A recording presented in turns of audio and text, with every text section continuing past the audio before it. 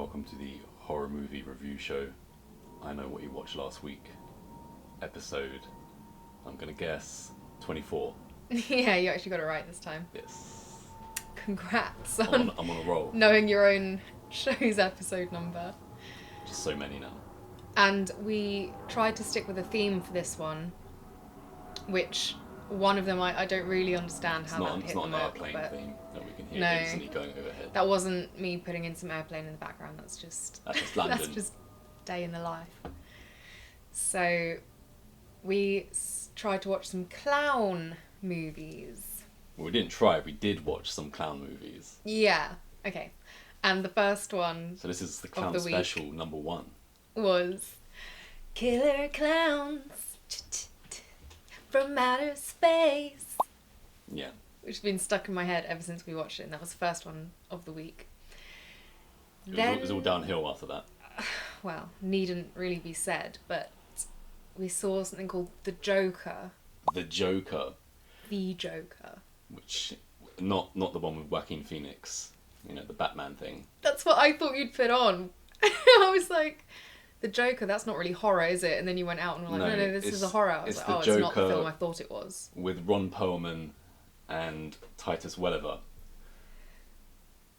otherwise known as, apparently, Poker Night, which I found out afterwards. Okay. And there's a clown on the poster. Yeah. There's a clown on the poster.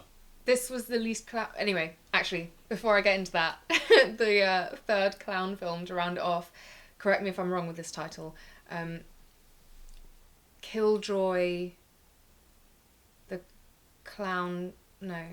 Killjoy's Psycho Circus. Killjoy's Psycho Circus. Which I believe is the 5th instalment in the Killjoy franchise, which I'd heard about. I'd seen the box set before for the first 4 movies with the artwork for number 1 on it. Never seen them, had no idea. So this was our first Killjoy experience and probably last. So let's rank them. Yeah. 3rd, 2nd, 1st. Also, just to mention, I haven't seen any of these before, so it's first time watch again for me for all of them. I'm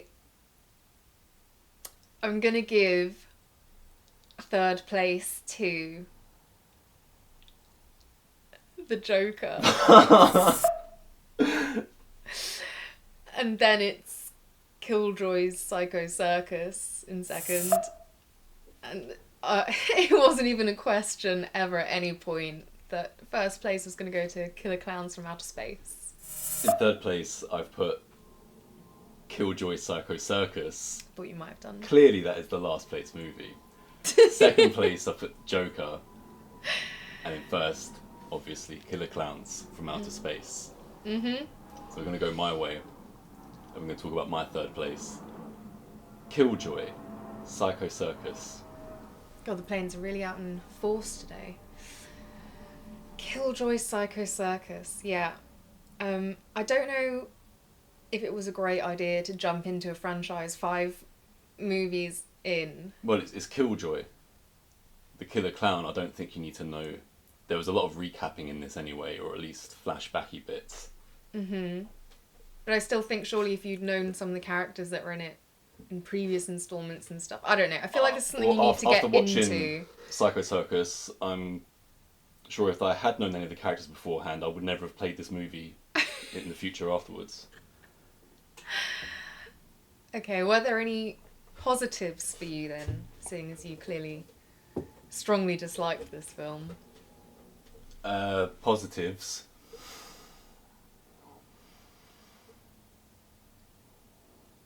Nothing? Those are the positives. Absolutely nothing for you. Okay. It annoyed me. It really annoyed me. There's no reason for this movie to exist. It took me on a journey, an emotional journey, because at the beginning I was completely dumbstruck. I turned to look at you and had my mouth agape for what, like a good 30 seconds, just trying to think of something to say about what we were seeing. That was after the TV first screen. 8 minutes, and I knew it was 8 minutes because I've got the time clock up. and I said out loud, 8 minutes, because I thought I'd been watching this thing for at least like half an hour. I felt the exact same. So I was dumbstruck at how awful this was, how bizarre it was. And I was also thinking, my God, I don't know if I can sit through this whole thing. I've just taken a sip of water through your straw off screen, and my lips are now going like numb, or something. It's my straw. I've poisoned it. Only I have the antidote. Let's see if you make it through the rest of the episode. Let's see if I manage to talk with these numb lips now. But there was a point, and I don't remember where, probably quite close towards the end, where suddenly I was being turned around. And I was actually thinking... You finally started to get the characters or something like this, or what I they're don't going know for. what it was. I think I just settled into the complete shitty ridiculousness of it. And then a couple of moments turned from me thinking, oh, this is so try-hard, terrible humour, to like actually giggled a couple of times, which is more than I can say for any moment in The Joker, which is why I've placed this one above that. But yeah, you were clearly struggling through the whole thing. Did you not enjoy the body painted naked lady? I did enjoy her, yes, but I guess the rest of it was just so horrible that even a naked lady with body paint on, acting like some clown sexual freak, couldn't sway the tide. It was so bizarre. To quote that coffee shop guy in Friends, it made me want to put my fingers through my eyes and into my brain and swirl it around. I started to think at points through this movie, is this the worst thing that I've ever seen? And I quickly was reminded of the worst movies I've ever seen, and I was like, oh no, it's not quite bottom, it's not quite bottom 3 even, but this was bad. And I didn't know it was a full moon feature beforehand, and I didn't know there were full moon features when I saw the box set in a shop once. So I was really looking forward to it, because I like full moon features. We've reviewed a few on this show, and we both liked every single one that we've watched. So I was expecting something. I knew, the whole thing is full moon features, especially ones we watched recently. Head of the Family, Bring Her to Me, Don't Let Her In. You're expecting it to be kind of bad and campy and all this, and it works. This one, considering it's supposed to be horror comedy, I wasn't laughing at anything. It was one of the worst scripts I've ever heard. It was so bizarre. It was too long as well. Like full moon features, what we've become accustomed to is quite short and snappy, without too much plot. I don't know what's happened in previous installments. Circus was only an hour and 25 minutes. There was way too much happening, and it wasn't all interesting. I feel like I'd watched a saga by the end of it. I think the time was only about 10 to 8 p.m. when we finished watching this movie, and I was like ready for bed. I think one of the bits that I found the most offensive when I was still completely against this film was there's a bit where he's like someone standing judgment. You were offended? Yeah, I was offended at how bad it was. There was someone standing judgment in hell or something, and it had like 3 random heads beamed out that were like his judges. With a background of space and Beelzebub. I can't even describe what about it was so awful. I think dumbfounded, just completely speechless. Pretty sure that was the 8-minute point I was talking about when I said, I felt like I've been watching this movie for much longer than this. Mm-hmm. Yeah. So I can't believe actually that you haven't put this bottom, irregardless of the Joker. And now that you reminded me, yeah, Batty Boop is starting to erase some of the bad stuff, but it's so strong so that it just comes back instantly. I can definitely imagine throughout this entire franchise, if we're at number 5 by this point, Batty Boop is going to It's going to be a massive fan favourite. I still wasn't a fan of her character. It's So her annoying weird. voice. So weird. Once again, the dialogue, just horrible. I think I read this movie was written in 2 weeks. I was like, normally that's a short amount of time, but this is more like a 2-hour job. This is a 2-hour job. There was still... Yeah, I can't explain what or how or when I turned around, because I remember how much I hated this and how much I was going to slate it. I didn't like Killjoy as well. It was a bit like try hard. It didn't hit what it was trying to go for. Considering this is the highest rated one online, and the first one is the lowest rated, I think. Wow. With a 2.7 out of 10. So you got to imagine how bad that one must be if this one has almost, well, not quite double its that score, but close to it. Wow. Okay. I won't be watching any more Killjoy movies. I'd have to have like a gun to my head to experience anything like this again. So it's the first time I've not enjoyed a full moon feature. If not in a long time, then maybe even if ever. So highly disappointed in this movie. Well, should we just go straight on to... I haven't even bothered like talking about any of the kills, because there's he was killing people. Most of it was heads exploding No... between like pie or giant boxing gloves. He has a weird sexual thing where he doesn't know what sex is, apparently, because he's a demon clown. Yeah, he's a demon, so they have like their own weird sex. They have that bizarre clown porn moment as well. Yeah, with the guy who put a dildo in his mouth as well. Oh right, Killjoy's watching an advert. yeah. It was Never seen that before. No. So I don't know. Definitely got a reaction from me, and technically that means it's art.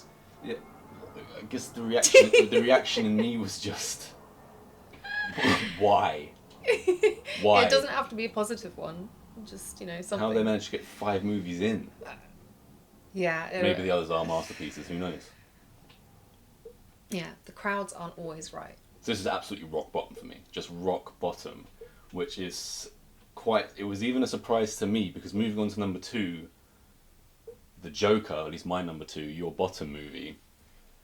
This movie wasn't supposed to be funny, but it was funnier than the supposed comedy Killjoy Psycho Circus. I just smashed the camera. Anyway, another thing I give Psycho Circus over The Joker is that bizarre and annoying and whatever, some things were, at least it was a bit imaginative. So you liked his spaceship and stuff like that flying through the air? I just thought at least it was like a bit bizarre and different, whereas the Joker was trying so hard to be something. The really long ray gun fight just come back into my head as well. That was so bizarre. Plus, weren't those guns just supposed to be like regular guns, and then suddenly he's got lasers coming out? But anyway, the Joker, it was trying so hard to be a couple of things, and it just so missed the mark. And maybe that's what you're saying was funny about it, because it was laughable. It was laughable. And it did make me laugh, unintentionally, from the movie's point of view. Before we barely even got 5 minutes in, the first note that I'd taken mentally was, I hate this voiceover. This voiceover completely sucks. And it goes on through the whole thing. And the timeline, it goes back and forth in time.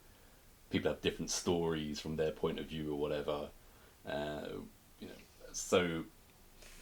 It was like I've written there somewhere, it's a man movie, and I don't mean like men like this movie. I mean this is what it's trying to be. They think it's like a masculine, like hard-boiled movie, and it's not close. Right from that, like you said, he missed the mark on everything. Oh, God. Literally everything. Right from the start with that voiceover that you hated, and then especially once they started going into some of these like cutaways that are showing what the people are saying out loud while they're at the poker table. Yeah, while they're at the poker table. All the cops are sitting at a poker table during most of this movie, so it always cuts back to these 5-6 cops playing poker on their weekly poker night, and there's a young cop, and the rest of them are more grizzled cops who have been on the beat for, you may say, 20 years or something. And they all have a story. Yeah, they've all got a story to tell, and he's just got to sit back and listen because he's the newbie. And I've just written, again, here are the notes. Short form. Hate voiceover. Goes forward back in time. Ron Perlman, gruff cop. No, Ron Perlman. I like Ron Perlman. Love Sons of Anarchy. In this, he just plays what he normally plays. And you've also got another actor, Giancarlo Esposito, who was in Breaking Bad as, I think it was Gustav Fring, the guy that owns the chicken shop. And this film, the director, the writing managed to turn the likes of these guys into just, they look like amateurs at times, because the dialogue, I mean, is it worse? Could it possibly be worse than Killjoy, Psycho Circus? I think so. It's just as bad for different reasons. It's so much more because pretentious. the Joker takes itself so seriously. Exactly. I've also written bit cringeworthy. Then the next thing I've seen, burnt gimp mask. So the first time we see the killer or the guy that's kidnapping people, the mask just reminded me of that, a burnt gimp mask.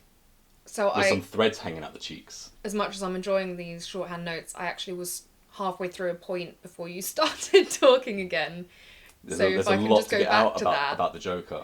But if I can finish mine, that would be great. Please proceed. Thank you. And I mentioned right from the start, and this was in my head the whole time, they're trying really hard to be like Fight Club. That was the total vibe I got, that these guys were like massive fans of Fight Club. And with the voiceover, and one of the early on stories where one of the cops is talking about, oh no, he should have done it like this. Oh no, he should have done it like this. And it shows like a guy beating someone else up. Then it shows the same guy beating himself up, just like they show in Fight Club. When they're doing that scene around the poker table, and you're saying different cops are taking turns to explain how you could handle this situation, and it ends up with Ron Perlman that goes, no, take him outside and have him beat the shit out of himself. And it just shows him beating himself up at a Fight Club, like you said, and it pulls back to the poker table, and they're all cracking up laughing like it's not funny. It's not funny. And that's what made it so funny, dumb. because it was delivered in such a, I'm a cop, and I'm here to take down the bad guys, and whatever gets in my way, you just gotta get through it, brother. Yeah, stuff like that. It was so bizarre. They also incorporated at certain points, I thought, I don't know if this is the best example, but it made me instantly think of like Wes Anderson, where they showed like cutaway things of the killer's life when he's like finding his mentor and stuff, and they've got this like jolly feel to it that's supposed to be kind of... So the gimp mask guy, yeah, he's telling about his former life before he snapped, and it shows his former life, like him working in an office and things like this, and him saying goodbye to his wife on his porch. Yeah. And he's still wearing his gimp mask while wearing his suit and carrying a briefcase or whatever. Mm-hmm. And it reminded me of like going for a Sexy Beast, the movie Sexy Beast kind of vibe. And again, completely, it's almost like he's seen Sexy Beast. Some American has seen Sexy Beast and been like, oh my god, people went crazy for that. We gotta remake this in our own way.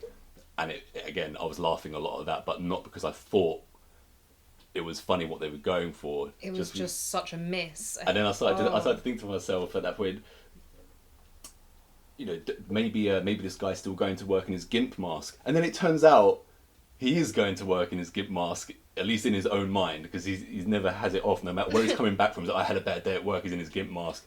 I think he might be, let's just say he could possibly even be at the supermarket with a trolley with his gimp mask on, and like no one's noticing it.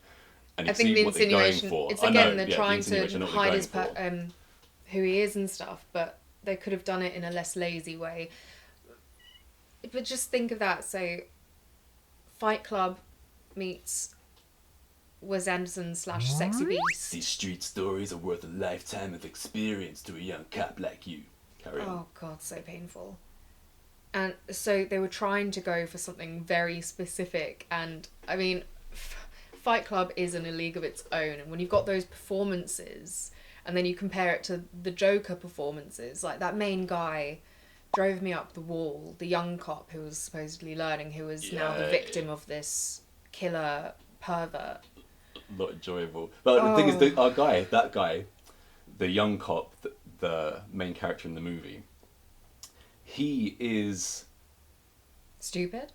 And he's also in kind of a tryst with an underage girl. So our hero, in inverted commas, is taking the affection of an underage girl, and our gimp mask guy, our burnt gimp mask guy, also has, you know, a fetish for underage girls, and that's his goal in life, is to have sex with underage girls and kill anyone that gets in his way. There are his two things. But at the same time, when he's captured the young cop, I was like, obviously, are we supposed to feel bad for the young cop because he's doing the same things that this guy's doing, just in a different way? I found that really bizarre as well. Well, what they're doing is, it kind of like got me thinking of Heathen, right? So how everything is dour. It's a pessimistic movie, kind of things about, you know, just the downfall of humanity, things like this. And this movie, so there's not anyone that you can... There's maybe a couple of people you can slightly relate to, but no one's a hero as such. No one's something that you're really, really rooting for, kind of. And in this movie they do the same, because they give everyone bad character traits. And they've gone for that tone of, we're going to do everything and make it controversial. And like, try hard controversial.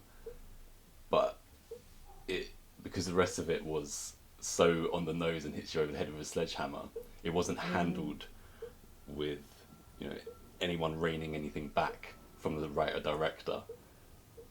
There's no one to filter any of the pretentious rubbish. So when they're sitting around the poker table... By the way, when they're sitting around the poker table, it really annoyed me how the camera was constantly just circling the table. That was favourite move. That was the main... Yeah, it's not my favourite... It's not really my favourite thing ever, is it? But it kept doing it. I was just like, for God's sake, will you stop moving that camera around the table? So they were around the poker table, and so they pull away at one point. One of the main characters with the beard, remember the bearded guy? Yeah. We've been seeing him a lot lately. I just wanted to know if you recognised him. And I don't mean necessarily because we've been watching what he's in. The bearded guy. Mm-hmm. No. Titus Welliver. Roller coaster. The train never slows down. There's no room to breathe. Oh my. A steep climb. Gold. Yeah, that is Bish Bash Bosh. Bosh with a beard. Yeah, we've been watching a streaming service recently, and adverts are constantly pushing Bosch Legacy. We must see this advert sometimes 25 times a day, and it's just insufferable. And then here he was. What did you think of his performance? Honestly, I don't think it was the worst, considering what he had to work with. This is my first experience. No one's performance was very good, and no one's performance except for the main guy and potentially the killer guy was bad. When the cops are telling their separate stories around the poker table, it took me a little time to realise that the young cop in these flashbacks was playing the character of the person that was telling the story. Oh, you missed the one bit, because I got that. They said in the very first one, they were like, do you see it? Yeah, you won't understand the story unless you're there. So the whole time I knew he was like imagining himself in their shoes. I think I've gone to get some crisps at that point. Anyway. Again, kind of Fight Clubby. Using him as the character, for me, just didn't work. Complete miss again. But what was even better was the scenarios that he was playing out. Whoever the cop was telling the story around the table, he would appear in the flashback fantasy and break the third wall. So we had Giancarlo Esposito, the first guy to do it. He turns towards the camera and starts saying, "Here's where it all starts to go wrong," and things like this. And I was already in tears at the breaking of the third wall. and I didn't think it could get any better until we had Titus Welliver's character telling his story. Was that the one where he's in like a trench coat? Yeah, Oh my god! And before he breaks the third wall, he's not even in frame. So the director gets him to walk into frame, side profile, and he turns to the camera in his trench coat, so that's telling his story. And it reminded me of the one and only Rob Emma from Impractical Jokers, when he's doing his unresolved crimes. Two couples on a cruise. A splash was heard, but the body wasn't found. His performance on breaking the third wall and what he was wearing was prime Rob Emma. But it wasn't even necessarily his. It was all the director's fault, and the way that he would either step in to a still one, or they would just like pan onto him. It was so comical. It looks so funny, and that's not what it was supposed to do. It started to make me think of the comedy cop movie, which I started to write, which I got about 70 pages in, and obviously it's all done sarcastically, ironically. I could take literal scenes from this and put it into that, and it wouldn't be out of place in an over-the-top, stupid comedy. Yeah. Also, none of the stories, to me, seem really to have much point to them. And the whole thing, I suppose, because throughout these like flashbacks and stuff, because even the poker night itself is a flashback. Yeah. And then they're telling flashbacks from the flashback. The movie opens with our main character lying on the ground having been shot on the front lawn, doesn't it? Which is also how the movie ends, pretty much, more or less. And throughout the time we see that he's been like kidnapped by some psycho pervert guy, who's also got the main guy's underage love interest. And he's like flashing back to the poker night, which is flashing back to these stories, which are supposed to be teaching him lessons in how to be like the best cop you can be. And yet all the things he does to help his situation are just so daft. Like he tries to escape, he gets caught, just all these things. I'm like, this guy, I guess the whole point is that the killer guy's supposed to be just so smart that he's unbeatable, but it was frustrating. When we watched House of Darkness last week, or the week before, I said at certain points in this, through dialogue and stuff, or no, actually no, it wasn't that movie, completely wrong movie, but it was a movie recently where I said, men are like, I was like, take that, men, because the woman was doing something. Well, it might have been the landlady, probably was the landlady, and as I said, this was like trying to be some like man, ultra masculine movie. When we first really get to meet Titus Welliver, Beard Guy's character, he takes one of the cops to the side on the poker night, and he starts talking to him, and the guy interrupts Titus Welliver, which he doesn't take very lightly to, and he says, "Do I look like I'm wearing a dress? Don't interrupt me." And then later on, Ron Perlman's character is sitting at the bar, and I believe the young cop comes to see him, and he complains about something, and Ron Perlman says to him, "What do you want? A dress to wear?" Something along these lines. I was like, oh, women are really taking it in the crotch in this one.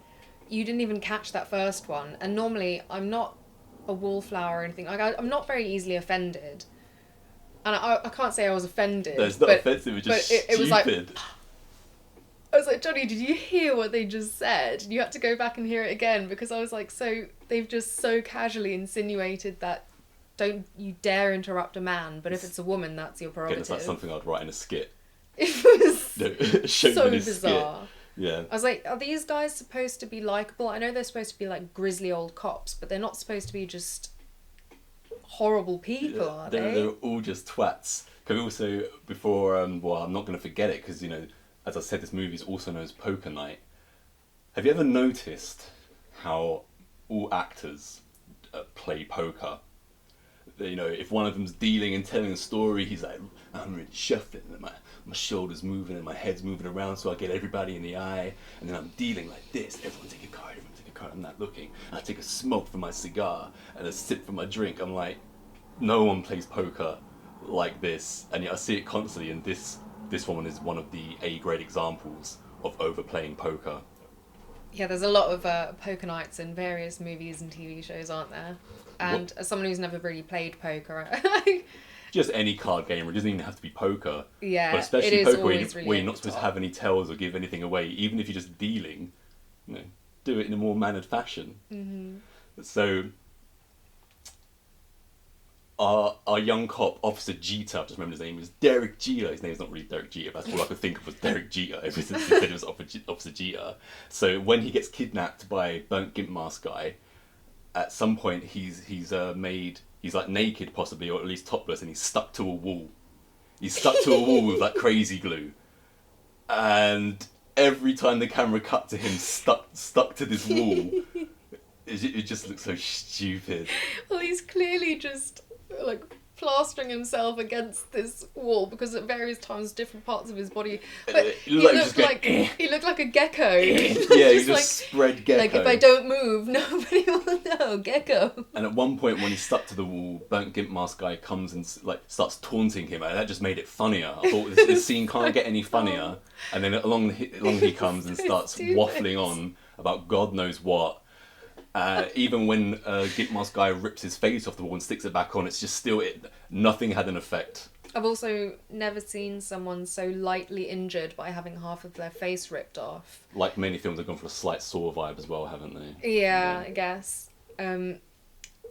Yeah, with those injuries, he like peels himself off the wall, and considering this is supposedly strong enough to have held his entire body weight up off the floor, he then just a few minutes later has just a little dab of fake blood on the side, and that's it. Mm-hmm. It's like, nice. That healed quickly. What about the sperm room? Sperm room. That was one of the stories, wasn't it?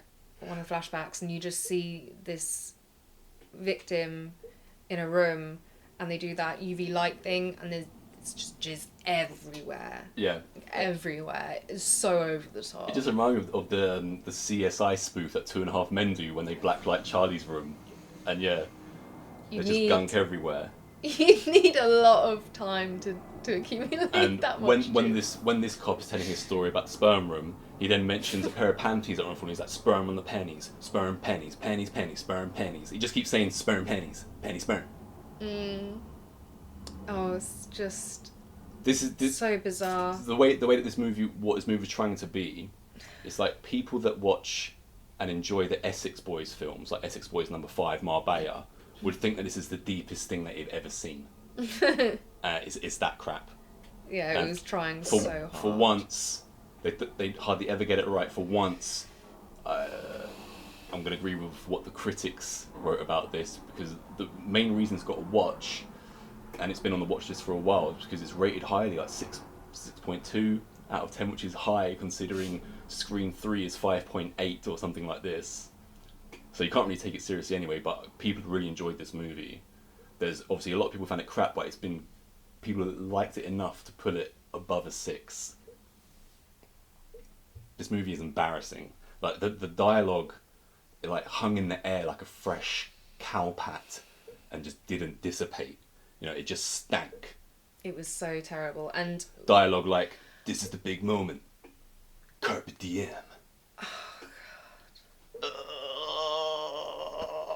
oh, two things actually I have to say that stood out to me. One was at the beginning when we first see Jeter tied up in this like basement thing, and our burnt gimp mask guy is there. I'm assuming it was an artistic choice of, I don't know, the director or whoever crafted the mask or something, but they wanted the mask like mouth hanging open so that when he talks it was like doing that, because this guy would talk and then go Yeah. Yeah. And we've joked before previously about dead silence in that movie with the crazy dolls and the lady. The lead actor in that always has his mouth open. This guy, though, in The Joker, takes the cake. His mouth was just hanging open every time he wasn't talking. Yeah. And the other thing, less enjoyable and just was the nail in the coffin for me of putting this in last place. Right towards the end, and it turns out this Jeter cop now has been going for supposedly many years continuously, and he's telling his tale to the new rookie at the poker night. And from his entrance to the way he started telling the story to his look after the twist was revealed, it was just so terrible. And he still had like his little acne things going on. I was like, this guy is not like in his 40s. When Officer Derek Jeter is telling... So he started to tell a story around the poker table now, but the vision is not him sitting around the poker table as everybody else is. It's a vision of him tied up as he is in his story. He's telling his story and he's tied up in the story. And he's kind of... Is he complaining about the stories that he's been told? He's like, it hasn't helped me, or something along those lines. Whatever, who cares? But just having him there lit up in the chains while everyone else is just playing poker around him. We're going to go for that deep And then scene meaning. He's like, how are you here? You're both dead. Yeah. And they're like, yeah, but you know, we're just here playing poker. One of the stories, the stuff that's coming to my head as well, he's going on about his story and he says, and I took the guy for the drive. And then it cuts back to the poker table and Ron Perlman goes, the drive? And then someone else goes, oh my God, not the drive. Oh. The person that wrote this wasn't 14, by the way. He seems much older. What's the matter? Mummy hold you a bit too close? Daddy beat you a bit too hard? Remember that? Oh, yes. Good God.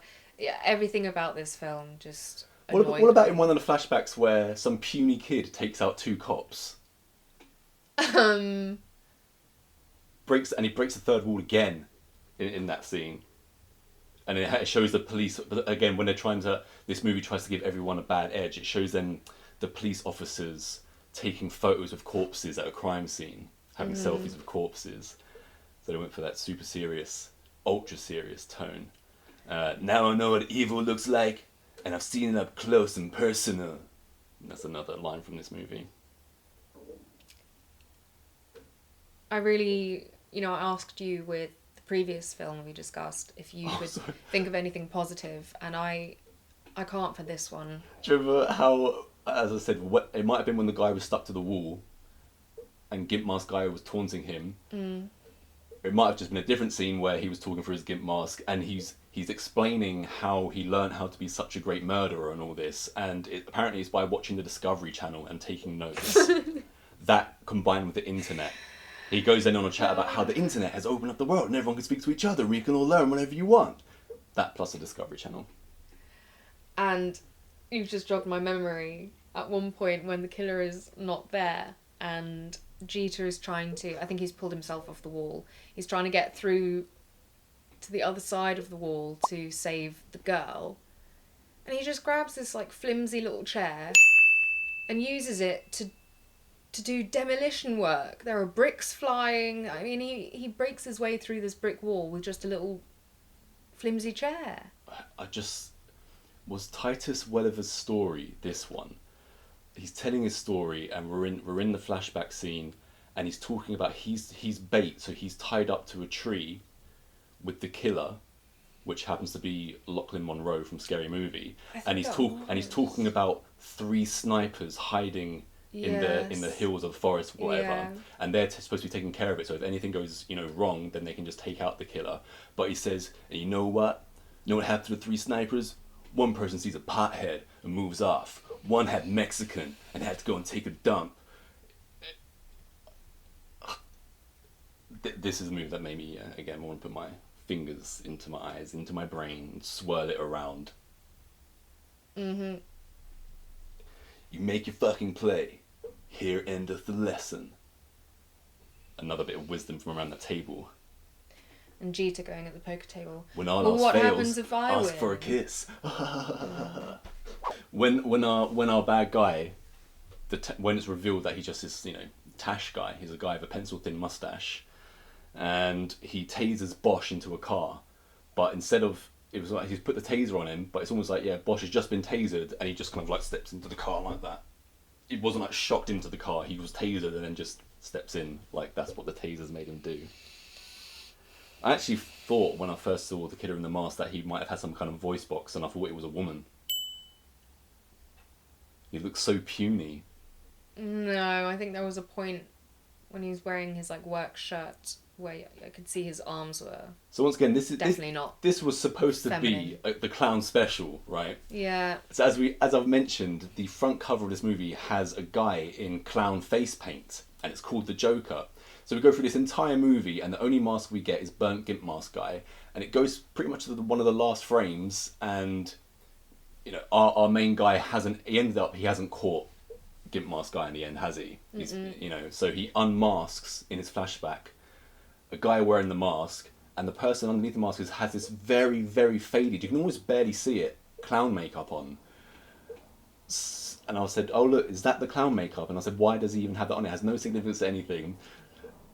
And I almost, once I got 8 minutes into Killjoy, I almost thought, let's forget this, because the Joker wasn't even a real clown movie, and I'm absolutely hating what I'm seeing so far with Killjoy Circus. Let's just scrap it and we watch something else. But in the end, we got through it. But this is not a clown movie. No, there is a clown in it. It's a clown movie, and a non-clown movie in the clown special. In that bit where he's describing how he got the internet open up the world and stuff, he meets these two friends, which you then see later trying to cheer him up when his mentors died. And it's a man in a bunny outfit, full bunny outfit, and a clown guy, and they just cruise around. Yeah, there were a bunch of paedophiles, weren't they? I wasn't going to use that word, but yeah. Well, that's what they are. I know, but YouTube is not. Yeah. Yeah. This movie is heavy on the, you know, underage sex kink, right? No, it's not even the kink. That's a complete wrong word. Just sickos, basically. But there isn't any resolution to it. There was not really any reason for that to be the storyline, that Officer Derek Jeter was into this young woman, or young girl, should I say, and so was the killer, who had her tied up. And it's kind of implied that he, you know, does what he wants for her, essentially, right? Yeah. But he took her specifically to get Jeter. Yeah. Because she's too old for him. And also Jeter's getting in the way of Gimp Mask guy. Yeah, Jeter killed his mentor. Mentor, yeah, which that was a whole other flashback. So stupid. Yeah. This movie made me laugh way more than the other movie. So that was what was enjoyable for me, was just how laughable this was. Breaking the third wall was. Yeah, that bit was funny, but the whole thing overall was still just. I'll never be able to see that guy again without thinking of that scene. That's it. Now it's over. Great stuff. Talking of great stuff, on to number 1. Killer Klowns from Outer Space. Woo! And this is the first time you'd ever seen it. Yeah, I can't believe it's taken this long for me to finally watch it, because it was great. Well, do you know, why have you been hiding this from me? In all honesty, I didn't think you'd like it. If I'd shown it to you maybe 5 years ago, I don't think you would have liked it. So yeah, maybe now, with the nurturing journey that you've taken through horror, now you can appreciate these kind of things. And yeah, I'm so glad that you enjoyed it. Yeah, love this movie. To be honest, just from the title, it didn't ever appeal to me. What? I didn't like the outer space sound thing. What? And clowns. I don't know. Killer Klowns from Outer Space. I had no special opinion on them either way, but I'm so glad that we watched this, because it's one of the best things we've seen in a long time. Yeah. And it's fun to have a first time watch of something that's actually really good as well. So as much as I can't believe it's taken me this long, I'm kind of glad that it did. We had to rely on the classic 80s horror B movie to really put up the quality of this week's episode. And I can definitely understand, having watched it now, why it has such a sort of cult following. Because my biggest exposure to this film, I'd never even heard of it like 10 years ago. And since doing all the horror stuff, and especially since going on to social media and whatnot, I see so many people with their collections with the Killer Clown memorabilia and whatnot just sitting there, and I've always wondered, like, is it that good? Yes, it is. But you've seen it before. You said you had some kind of like backstory or something. It's not so much a huge backstory, but when I was living next door to the video shop, and I'll go in there with my dad. When I was in that horror section, the only place I went to, it was The Exorcist, Hellraiser, Scream, and Killer Klowns from Outer Space, which were like the 4 movies that I had to see. And considering how much you've seen the other ones, because I insist we watch them, and you love those movies as well. But I'd never shown any Killer Klowns from Outer Space, because when I finally managed to watch it as a kid, it took years for me to find it. It came on late night on television once, and it wasn't anything like those other movies, which this is like the hardest one to see. I just couldn't find it anywhere, and I wasn't gonna have it rented for me when I was like 4 years old. So, because I'm pretty sure as well that this movie was at least rated 15. It might have even been rated 18, and now when we watch it, it was rated 12. So I'm not sure if there's possibly stuff cut out, or if it has just been reevaluated, because the version we watch is pretty tame, although there are still things like decapitations and quite coarse language, if you want to call it that, sexual overtones and things. So maybe it was 15, but either way, it was out of my reach at that age, and I was just obsessed with the front cover, with and just all of the artwork that I'd seen of it. Anything that I could find on Killer Clowns, I absorbed it, and it was one of those ones that just the artwork in itself just had an effect on me, and the name of it. So being a youngster and seeing that, it was like Killer Clowns from Outer Space. Like, why is anyone else watching anything except for horror? It's like, if I could watch anything in the world, I'd just be watching this stuff. Then it became my life mission to hunt it all out, and it's been a long time since I've watched it, because obviously we haven't watched it together even. I just like it even better now. Loads of the things that I would have missed when I was younger as well, now comes into play as well, which just takes the enjoyment of it through the roof. Yeah, I mean, I could wax lyrical about this for a long time. There are a couple of tiny niggles in my opinion, but it was just so enjoyable. I loved the whole design and execution of the Killer Clowns, and I loved the fact that when they walked around with those ridiculous oversized shoes and stuff, and with the padding, they had these little shaky booties. Their booty shake, waddling along, and because their faces are so grim and gross and pretty terrifying for how light-hearted the vibe can be.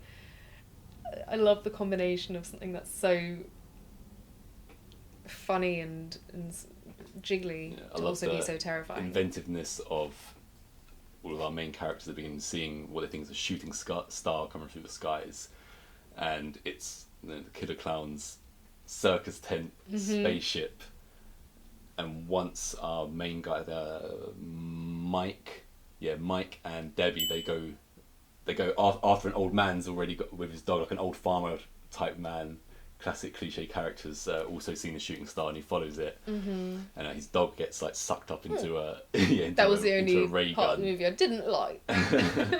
No, he gets netted, I think, through a hole in the tent. But anyway, it's the hole in, and then when Mike and Debbie go and follow, once they step into the tent, Mike for a little while thinks that it's this new circus that he's heard about, which is coming to town. Whereas obviously Debbie's smarter, and she knows that this probably isn't that. And the inside design, the production design, once they get inside, it's just so nice to look at. It's so cool, very inventive, especially once you get into the cocoon room.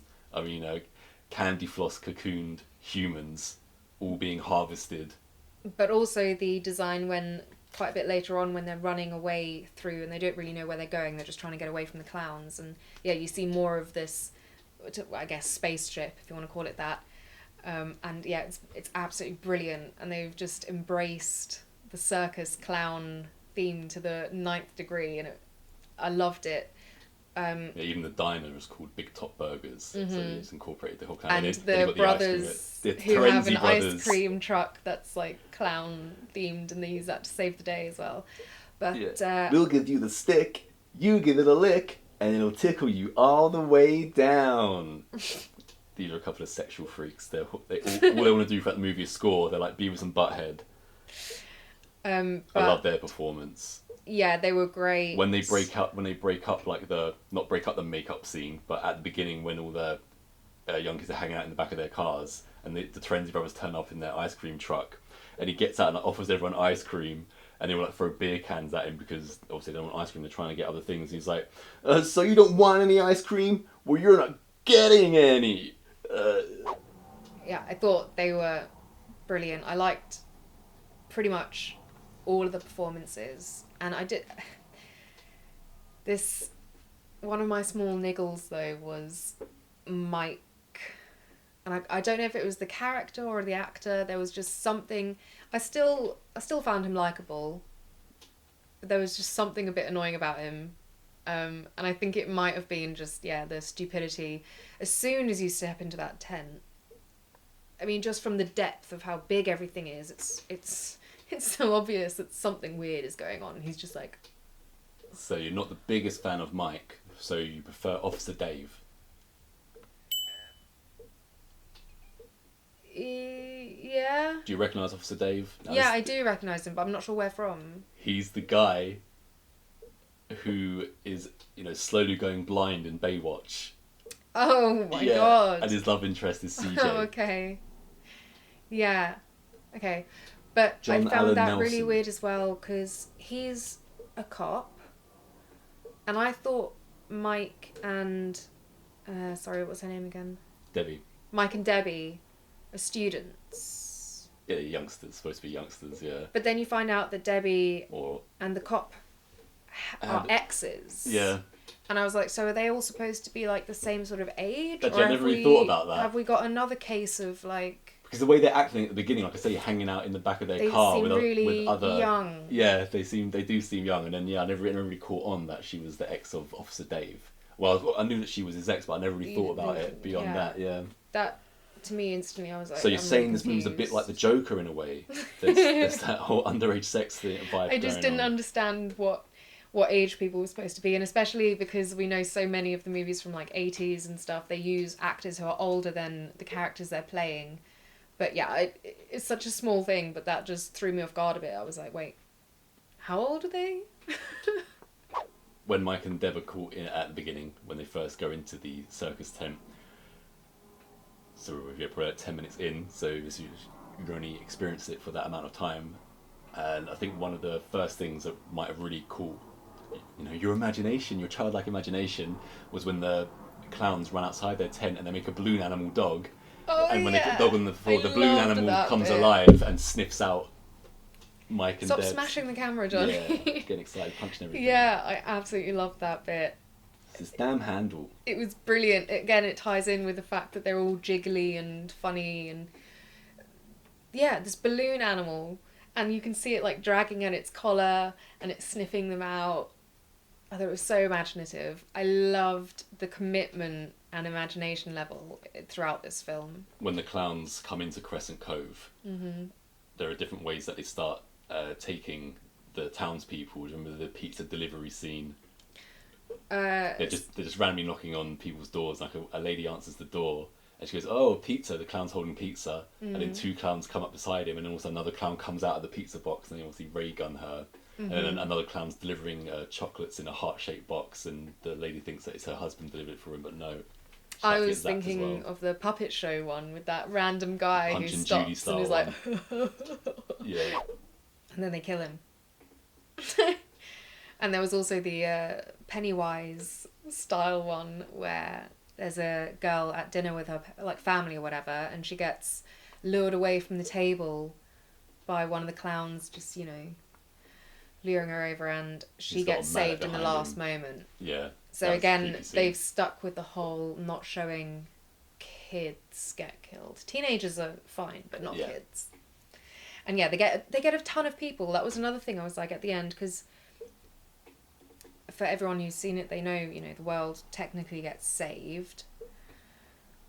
But that still doesn't mean that that village or town or wherever they're living has just been decimated. There's going to be no one left. Everyone's been cocooned. Everyone's been, cotton candy cocooned. Yeah.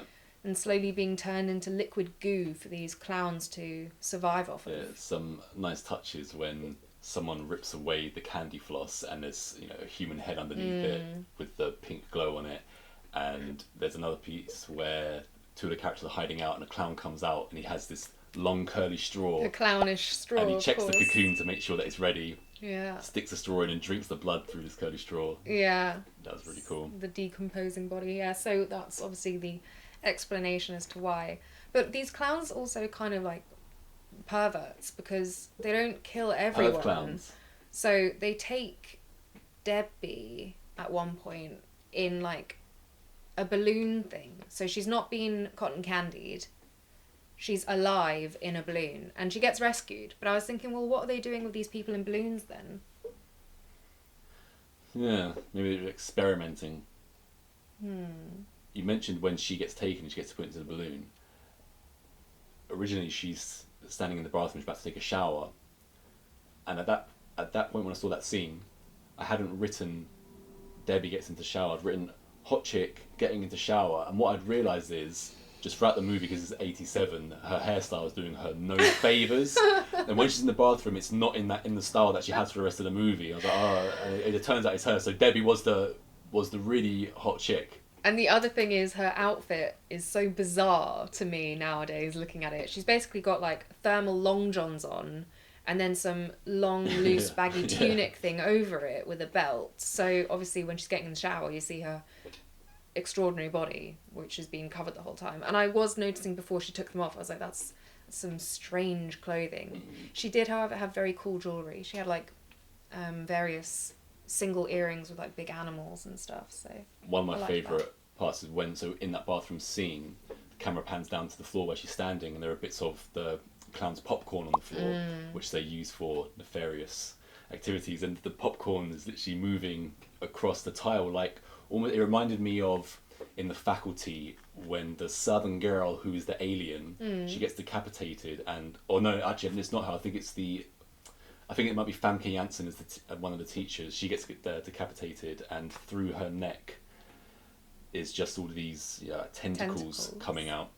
And the way that the popcorn was moving reminded me. It was like a slug kind of thing, like wasn't it? Little slug octopus popcorn thing. And then you're wondering why are these popcorns dangerous? Because in the it cuts to another scene where a guy is coming out of a Big Top Burger, and the clowns have put some popcorn in the trash out the back, and in the trash can, and he comes and puts the rubbish out, and all of a sudden he's pulled in, but we don't see what pulls him in. So when we go back to the bathroom, it's then revealed that when she gets out of the shower, these popcorns have turned into these clown-headed worms. It's like I thought they were like the baby clowns. Or baby something. clowns, That's what I thought. So this is how they're birthed, like little worms. What you're thinking? Little popcorn.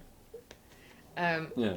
And I loved the bit, like I said, that they committed with the clown theme. That one moment with the small clown car. And you have like, I knew it was coming, but it was still funny seeing like 8 clowns stepping out of it, one after the other, and the guy just being like... Yeah.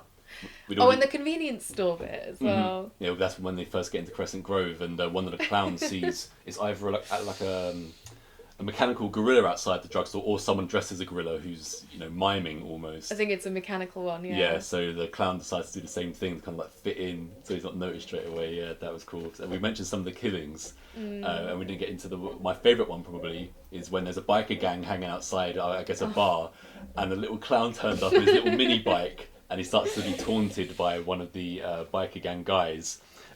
He's like, oh, can I ride your bike? And the killer clown's like, no. And he says, can I, beep your horn? He's like, He would let him do that, but instead he destroys his bike. And then the killer clown starts to cry for a little bit. But then he jumps up in the air, vanishes, and he comes down with boxing gloves on. And we challenge him to a fight. And what I really loved is when he starts doing the showboating thing, where he's like turning around like that. And then the guy accepts the fight, but he gets the uppercut and is decapitated. And his head falls into a bin.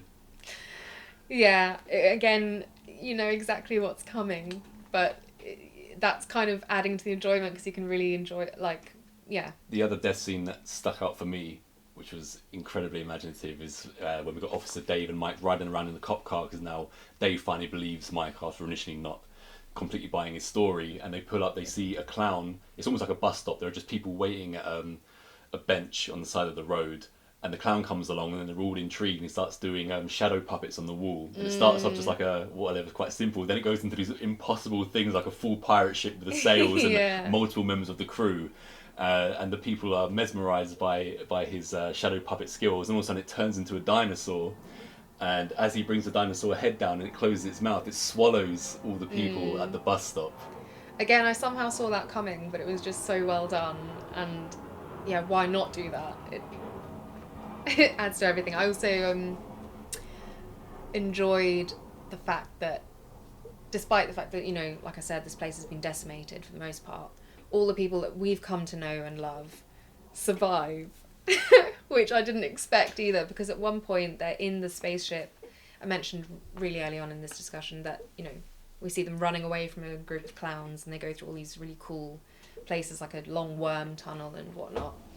And then the brothers, the ice cream selling brothers, they smash through the wall in their ice cream truck, and they use like the clown on the top of their truck and the voice box they've got to try and like tell the killer clowns not to harm our main people. And then they get off, and then there's like this big uber clown that scares all the little ones away.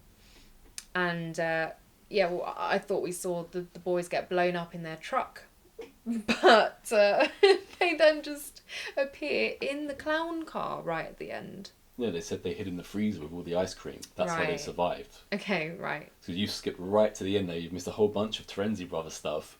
So the Terenzi Brothers, as dumb as they are, once Mike tries to explain to them what's happening, the killer clowns and all this and that, they don't really buy it at first. And so to get their attention, Mike says, it's Deb, she might be in trouble. And they both ask him at that point, oh, does Debbie have roommates? And then Mike's like, yeah, she's got 2 of them with big boobs. And then their friends was like, do they like ice cream? He's like, yeah, they love it. And they're like, what are we waiting for? Let's go. And as they head into the truck, they just start fighting each other to get in, because they're in such a rush to get to these 2 made-up roommates. The luck has it, though, because they do actually end up with a couple of females. Yeah, but when we first see them in the truck, when they try to offer it to the gang at the park, all making out, it turns out that they've got 2 girls in the back of that truck, and in the middle of the movie, they're kind of like it runs away from them, and as they're coming out the alleyway chasing after it, one of the Frenzy brothers says, should we get the girls? And he always says, no, just leave them. They eat too much anyway. So they're going through all the profits, all the ice cream profits. So they're really ready to move on. They're not that desperate. They need money first. Money over tail. But as I said, it's insinuated that they do indeed get lucky. Yeah, at the end when they're all going through the tent, our little gang, they get sucked through a hole in the floor, and they end up in a ball pool. Like, I love those ball pools; they're so fun. And sitting on the edge of the ball pool are 2 female clowns, and one of them inflates her breasts. It's clearly like a balloons or something. And the next time we see them, they're covered in big red lipstick. And their clothes are all tattered and shorn. So actually, I guess that proves the point. Then that is why they kept Debbie in a balloon, because they are sexual beings. Yeah, talk about being taken away in a balloon. We got as well as Officer Dave, we've got the older and more literally moody Officer Moody, who doesn't believe anything anyone's telling him. At one point he gets a phone call, and we don't hear the other end, but he just says, oh, they took your wife away oh, they took your wife away in a balloon? Sounds like you need a psychiatrist, buddy, not the police. I like the thought of him getting these multiple calls of people just saying, my wife has been taken away in a balloon. That guy, honestly, he thinks like the entire town is in on this big joke. Yeah, even Officer Dave, because Officer Dave knows the others. Maybe it is insinuated then that Officer Dave is a really young cop. There you go, because Officer Moody says, oh, Officer Dave's in it as well because he hangs around with these guys, or at least did up until recently. Mystery solved. Yeah. He was the only character that I was like, yeah, kill him. Let him go. So annoying. Officer Moody obviously gets his comeuppance at some point, since he's been a miserable git throughout the whole movie. A clown comes in and confronts him in his office, just standing there. Officer Moody's not taken too lightly to this situation, especially when he gets squirted in the face for a bouquet by the clown. Officer Moody then takes him to a cell and puts him in there with 2 thugs. And before I go any further, again, this is a cell that we need for Heathen. They keep showing up in these movies, and we can't find anything of the sort over here. That would have been a perfect one. But anyway. Later, I think it's Officer Dave then comes into the police station later on, and he finds giant clown feet all over the floor, like footprints, and he's led to the cell, and there are just clown feet all over the wall as well, and all over the ceiling, much like the sperm room in the Joker, just everywhere.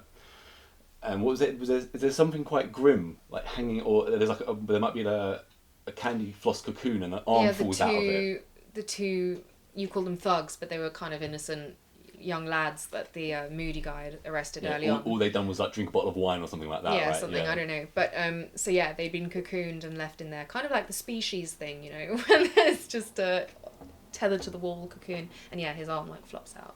And he leaves there, and then he comes across the clown sitting in Moody's chair, and he turns around, and he's turned Officer Moody into a ventriloquist doll with the makeup and starts making him talk. Another really nice touch. Creepy Yeah. scene. Especially when Every especially when you're a little kid. touch was thought out and great. Yeah. I feel like this must have had a lot of dedication behind it before it was made from the team. Just kind of like with Heathen, you know, made by people who've thought about every detail. I've also left out that before we see Moody as a ventriloquist doll, we actually do see how he dies, because the clown has one of those, what do you call them when you... Yeah, like a party whistle thing. Yeah, like a party whistle, when it flaps out, and at the end it turns into a hand and strangles Moody through the bars. And you could so clearly see like the hand in the glove. Yeah. It's around this mark in the movie where Officer Dave finds out how you kill the clowns, because he shoots one of them in the nose, and he like spins off back up to space or something like this. Like a spinning top. In a glow again. of green. Yeah. Talking of spinning tops, just in case I forget, at the end when the circus centre's taken off, it turns into a big top, doesn't it? Again, it just like keeps saying another Every ultra detail. nice touch. Every little detail is like well thought out. So there's the Kyoto brothers did this movie. I think the guy named Stephen Kyoto is one that directed it. And these guys, they've worked on, so you know, everything like The Simpsons to Team America, all that kind of stuff. So they're like top tier in what they do. And what's really surprising is, like you say, when you first came across it, it was mostly things like merch and things like that, because you hadn't seen the movie. And this is an MGM movie, by the way. Yeah, I know. Yeah. I saw that. And it's been, you know, since 1987 this came out, and there hasn't been a sequel to it. They haven't capitalised on it whatsoever. And I've always searched for, you know, news of Killer Clown sequels and things. It's always been mooted now and again, and then kind of like went nowhere. And now finally, there is a sequel in production, Killer Clowns from Outer Space in 3D. The Return of Killer Clowns from Outer Space in 3D, which, yeah, I mean, they've got to release it cinematically. Yeah. It will definitely make a profit. God, I hope it's good. I'll be first in line. Yeah, well, it's all the original guys coming back. Because like I said, they've been trying to make a sequel for a while. It's never taken flight, and now finally they're there. So we will get, it seems, finally a sequel to this classic cult movie. So yeah, it definitely shows that not all these people in boredom suits know what everyone wants. Because to have 30 years go by, over 30 years, way over 30 years now, closer to 40. Bit of a shame, really.